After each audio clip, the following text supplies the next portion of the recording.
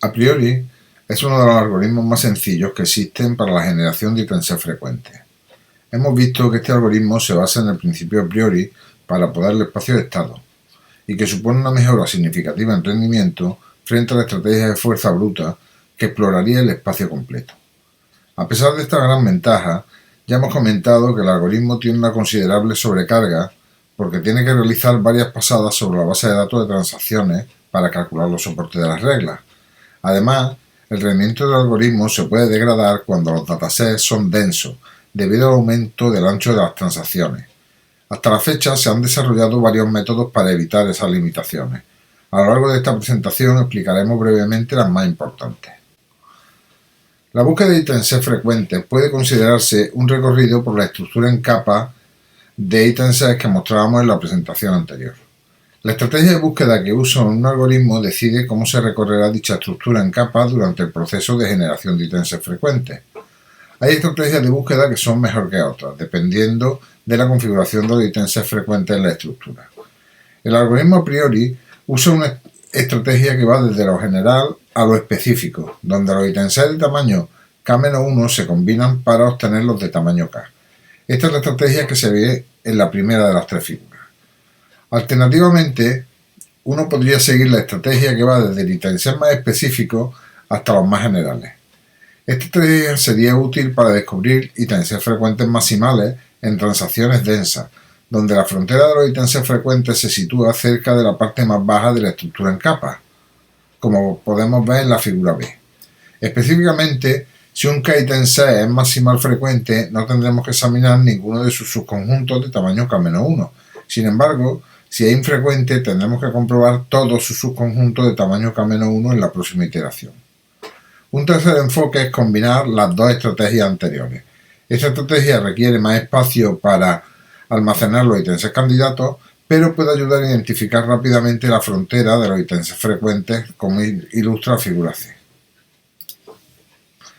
Otra forma de visualizar el recorrido es particionar primero la estructura de capas en grupos disjuntos de nodos, también llamados clases de equivalencia. Un algoritmo de generación de ítems frecuentes buscará los ítems frecuentes dentro de una clase de equivalencia particular antes de moverse a otra clase de equivalencia.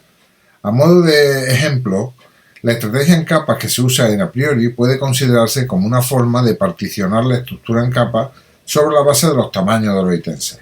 Es decir, el algoritmo primero descubre los ítems de tamaño 1 antes de pasar a los de tamaño 2 y así sucesivamente. Las clases de equivalencia se pueden definir en base a las etiquetas prefijas o sufijas de un ítem C. En este caso, dos ítems C serán de la misma clase de equivalencia si comparten etiquetas prefijas o sufijas en el ítem C. A la izquierda vemos el enfoque prefijo, donde se empieza por los ítems que empiezan por A, luego por los que empiezan por B, por C y por D, y en la parte derecha tendríamos el enfoque contrario, el enfoque sufijo, donde se empieza por los ítems que terminan en D, luego en C, luego en B y así sucesivamente. El algoritmo a priori recorre la estructura en capas usando una estrategia primero en anchura, como vemos en la figura de la izquierda. Esto significa que hasta que no se terminan los nodos de los ítems, hasta que no se terminen todos los ítems de tamaño 2, no se pasa a los de tamaño 3. Pero el recorrido también podría hacerse en profundidad, como se ve en la figura de la derecha. El algoritmo empezaría con un ítem de tamaño 1 e iría aumentando su tamaño hasta que se encuentre el primer ítem no frecuente. A partir de ahí vuelve hacia atrás y exploraría otras ramas y así sucesivamente hasta que se acabara el grafo completo. Este enfoque en profundidad suele usarse en algoritmos que buscan ítems maximales, porque permite encontrar más fácilmente la frontera que encontrando un algoritmo primero en anchura. Otro tipo de estrategias para la generación de ítems frecuentes se basa en utilizar distintas representaciones para el conjunto de datos de transacciones. A la izquierda tenemos una disposición en datos horizontal, que es la que utiliza el algoritmo a priori y muchos otros algoritmos de asociación. Otra posibilidad es una disposición vertical. En este caso, el soporte de un ítem candidato se obtiene intersectando las listas correspondientes a los conjuntos de ítems. Por ejemplo, el soporte de A es 7 y el soporte de D será 4, que es el mismo que el del ítem AD. Como puede verse, permite determinar los soportes muy rápidamente. El problema con este enfoque es que el conjunto inicial de listas con los identificadores de las transacciones puede ser demasiado largo como para que quepa en memoria principal, lo que requeriría técnicas más sofisticadas para comprimir dichas listas. A continuación presentaremos el algoritmo FPGROW, que representa un enfoque totalmente distinto al de a priori para obtener los ítems frecuentes. Este algoritmo no se basa en el principio a priori, sino que usa una representación comprimida de la base de datos que se llama árbol FP y extrae los ítems frecuentes a partir de esa estructura, como veremos a continuación. La primera fase del algoritmo FPGROW consiste en la construcción de la estructura de datos que se denomina árbol FP, a partir de la base de datos de transacciones. Como podemos comprobar, se arranca de un nodo vacío que vamos incrementando a partir de la información de los ítems. Cada nodo contendrá un ítem, así como la frecuencia absoluta del mismo. De las dos figuras que hay en la transparencia, la primera correspondería al estado de la estructura después de leer la primera transacción. Podemos comprobar que la transacción AB da lugar primero a que se expanda el nodo A y luego el nodo B. En este primer caso, la frecuencia de ambos nodos es 1. Cuando se añade la segunda transacción, como no hay elementos en común con la primera, se expande otra rama del árbol, B, C, D. Esta transparencia muestra el resultado de la lectura de la tercera transacción. Como puede verse, esta transacción empieza por A, por tanto se toma la rama que empieza por A y se expande con la transacción ACDE. También se actualizan las frecuencias, por lo que la frecuencia de A aparece actualizada con 2 y los enlaces entre nodos iguales, que son los enlaces que vemos aquí en rojo.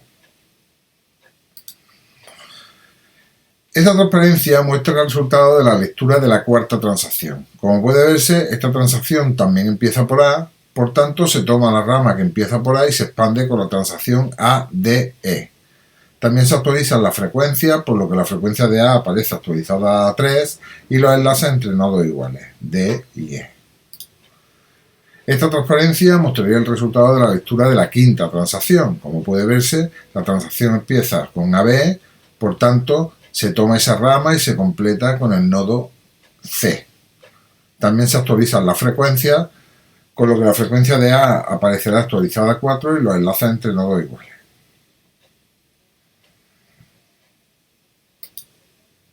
En el caso de la transacción 6, nos movemos de nuevo por la rama ABC y añadimos el nodo D, actualizando toda la información. Como la transacción 7 se corresponde con la rama BD que ya existe, solo tenemos que actualizar la frecuencia absoluta. Lo mismo sucede con la transacción 8, solo tenemos que actualizar la frecuencia de la rama ABC. Tras leer la transacción 9, añadimos la nueva rama ABD y actualizamos los enlaces y la frecuencia. Y este es el resultado final. Además de incluir la estructura del árbol, podemos ver la tabla de cabecera, que contiene los punteros iniciales para cada uno de los ítems. Dichos punteros se utilizan para facilitar la extracción de los ítems. FPGROW es un algoritmo que genera ítems frecuentes a partir del árbol FP explorándolos de abajo arriba. Para el árbol del ejemplo anterior, buscará ítems frecuentes primero en E, luego en D, C, B y por último en A. Como cada transacción se corresponde con un camino del árbol FP, podemos derivar los ítems frecuentes que acaban con un determinado ítem C, por ejemplo E, examinando solo los caminos que contienen este nodo. Esos caminos son fáciles de obtener usando los punteros asociados a ese nodo. La transparencia muestra los caminos extraídos para E, para D, para B, para C y para A. FPGROW encuentra todos los ítems frecuentes que acaban en un sufijo particular empleando una estrategia divide y vencerá para dividir el problema en sus problemas menores. Por ejemplo, supongamos que queremos determinar todos los ítems que acaban en E. Para ello debemos comprobar si E es frecuente.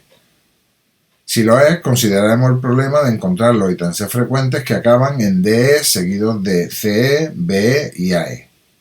Para aclararlo todo, veamos el ejemplo de cómo encontramos los ítems frecuentes que acaban con E.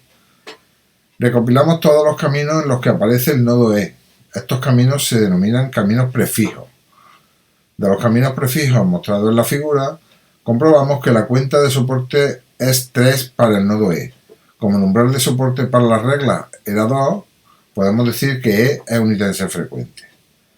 El algoritmo tiene que resolver los ítems C frecuentes que acaban en D, C, B y AE. Antes de ello, hay que convertir los caminos prefijos en árboles FP condicional, que son árboles parecidos al árbol FP, pero que se usan para encontrar los ítems C frecuentes que acaban en un determinado sufijo. Este árbol se obtiene del siguiente modo. Primero hay que actualizar la cuenta de soporte a lo largo de los caminos prefijos, dado que algunas de las cuentas no contienen el ítem E. Los caminos prefijados son truncados quitando los nodos E. Esto es posible porque se ha actualizado la cuenta de los soportes. Vemos aquí que se han actualizado las cuentas de los soportes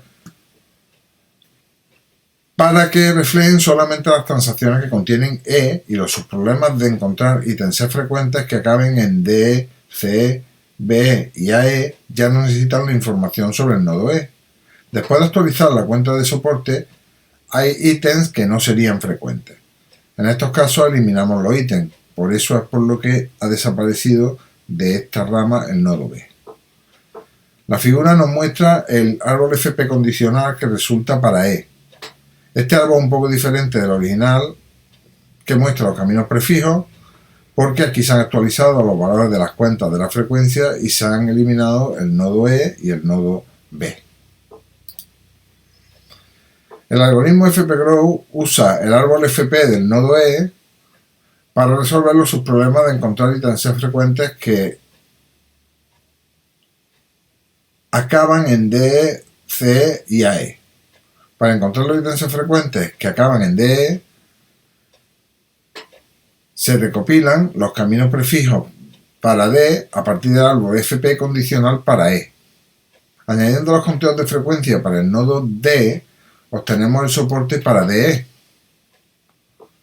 Como este conteo de soporte es igual a 2, lo consideraremos un ítem C frecuente.